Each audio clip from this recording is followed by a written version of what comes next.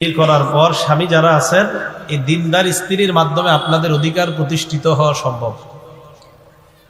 এজন্য স্বামীর কিছু অধিকারের কথা বলি, মা বোনরা মন দিয়ে শুনলেন। মা বোনরা আবার এমন কথা বললেন না, আপনি স্বামীর অধিকার বলেন তো স্ত্রীদেরটা কেন বলেন না? স্ত্রীদের অধিকার নিয়ে আমার লম্বা আলোচনা আছে।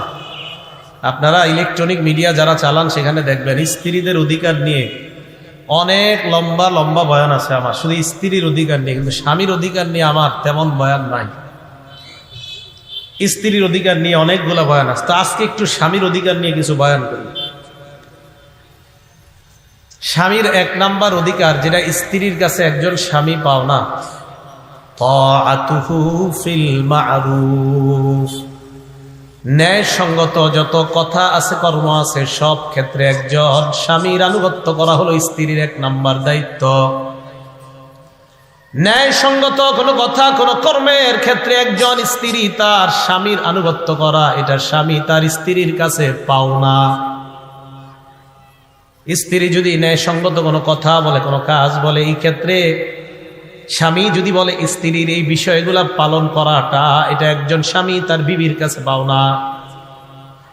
এই ব্যাপারে আমরা কয়েকটা উদাহরণ শুনি, 6টা উদাহরণ। বলেন কয়টা? 6টা। এক নাম্বার উদাহরণ তিরমিজি শরীফের 1159 নাম্বার হাদিসের বর্ণনা। ক্বালা রাসূলুল্লাহ সাল্লাল্লাহু আলাইহি ওয়াসাল্লাম, নবীজি সাল্লাল্লাহু আলাইহি ওয়াসাল্লাম বলেন, লাউ কুনতু আমিরান আহাদান আইয়াসজুদা লি আহাদ।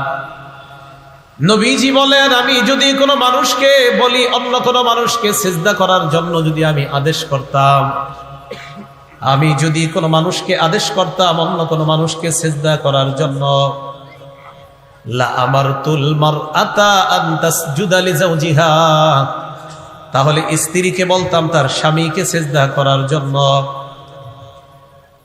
আল্লাহ ছাড়া যদি আমি কাউকে সিজদা করার জন্য বলতাম, তাহলে স্ত্রীকে বলতাম তার স্বামীকে সিজদা করার জন্য। কিন্তু আল্লাহ ছাড়া কাউকে সিজদা করা জায়েজ না, তাই আমি নবী এই হুকুম দেই না। নবী গুরুত্ব বুঝাইলেন একজন